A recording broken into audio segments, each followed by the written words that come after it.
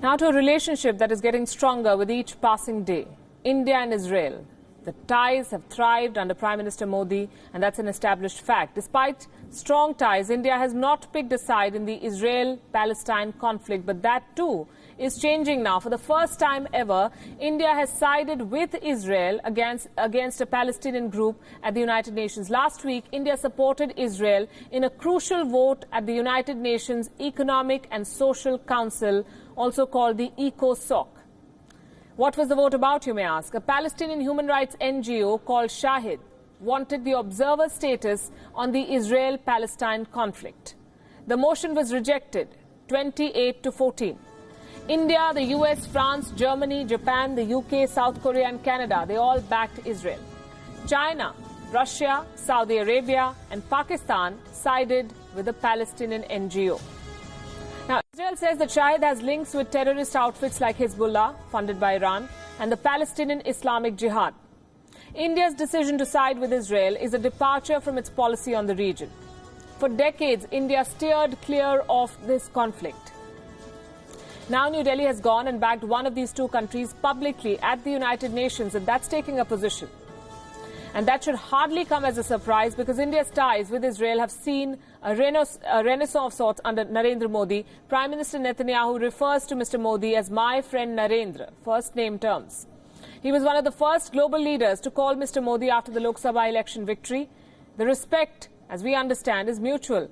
Indo-Israel ties under the duo have been as much about Hugplomacy as diplomacy. Is an occasion to regenerate the bonds of our friendship, to compose a new chapter in our ties, and to jointly venture toward new horizons of engagement. Prime Minister Netanyahu and I have had productive discussions covering an extensive menu of issues. Narendra, my friend, congratulations. What an enormous victory. I hope, Narendra, that we can see each other very soon as you form a government and as soon as we form a government.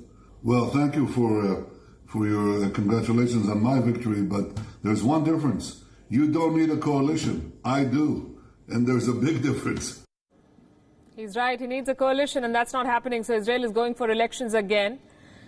India and Israel, meanwhile, have become strong defense partners over the last few years. They always had the relationship. Now it's official and now it's public, also stronger. During Mr. Netanyahu's visit to India last year, the two countries inked pacts on key areas, including sectors such as cybersecurity and oil and gas.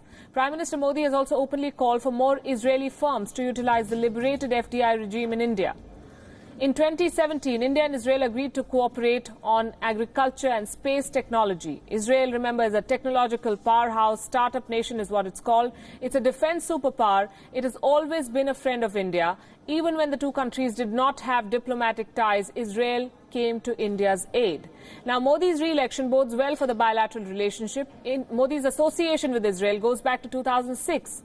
As a Chief Minister of Gujarat, Mr. Modi visited Tel Aviv. He spoke glowingly about what India can learn from Israel. He quoted Israeli expertise. He quoted Israeli investment and technical know-how to improve the Gujarat growth model, and it paid dividends.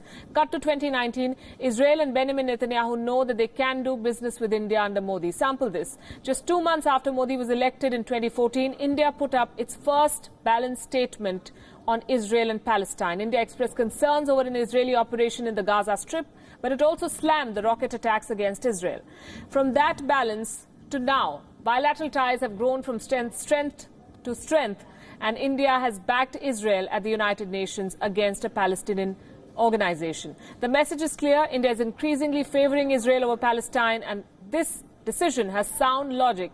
Israel is the biggest hedge for India against radical Islamic terrorism in the region. Besides, it's a strategic partner. Maybe the strong and open bilateral ties are in tune with the changing times and the changing geopolitical scenario.